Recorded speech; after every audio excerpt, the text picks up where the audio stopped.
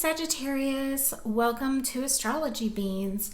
This is your extended birthday reading for the sign of Sagittarius. The sun is in Sagittarius right now, so the last half of November through the first half of December, that is Sagittarius. So this is your time. Happy birthday. So before I begin, I want to talk about the eclipse that's happening on the 14th of December. It's a total solar eclipse and it's happening in your sign. So it's going to bring major change in our lives and the world in general.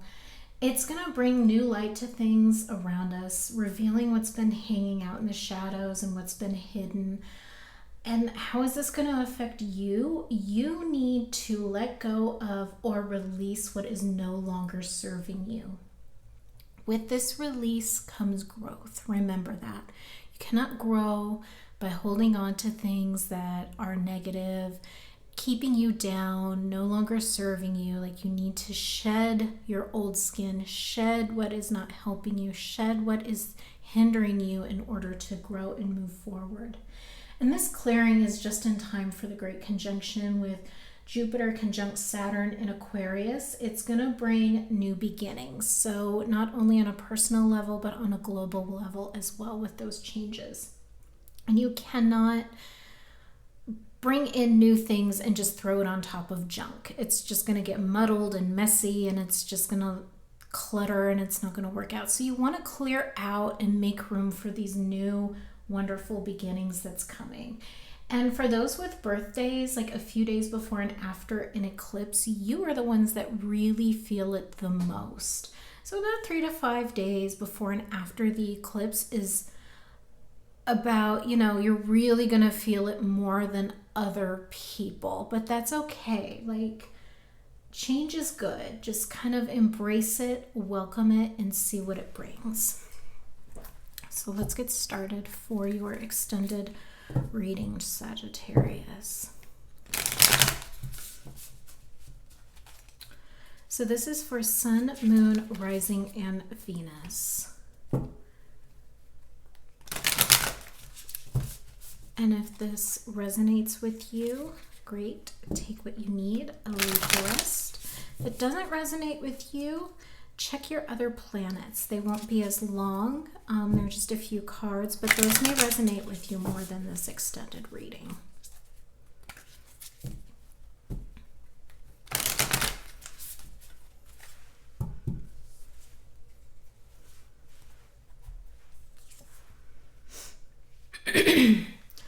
So the Seven of Cups, like, this card has been coming up a lot. I know I've said that in another reading. This card, I think, is just coming up because we're just kind of in this weird space. 2020 has been so unpredictable, and we are just kind of in a fog right now. And so I feel like a lot of you need clarity, and you need to see what's hidden in those shadows and, like, see beyond what you're seeing in your daydreams, and be cautious of living in your little dream world. Like, while it's comforting, you can't stay there forever. You cannot avoid reality. You can use it temporarily as a distraction, but you can't live there. Like, your real world that needs attention right now. It's like screaming for attention, and there's going to be a decision that needs to be made. So there's going to be a lunar eclipse happening on the 30th of November, and that'll be in Gemini, and that'll affect you as well. So Gemini is associated with communication. We're going to be getting a lot of information from different places. We're going to have to process that, and some decisions are going to be, we're going to have to make those decisions. So that could be what's triggering this. And I think you ended up with the Seven of Wands, but it was upright before. So I think what it's kind of telling me is that you keep going back and forth about if you want to fight for this, if you don't.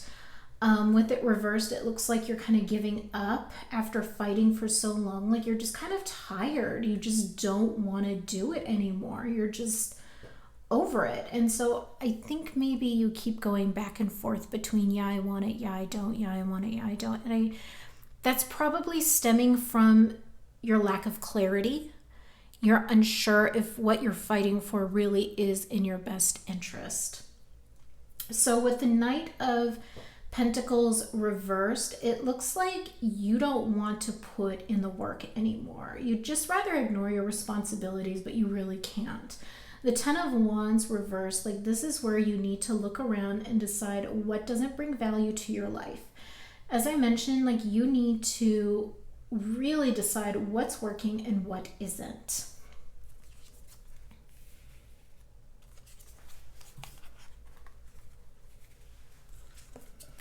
So, okay, Temperance, like this is great. Temperance, once you decide to do your clearing and get out the nastiness, like you will find that balance. You'll find that calm, that tranquility that you've been longing for. It's almost like your dream world will become your reality, especially with the Nine of Cups here.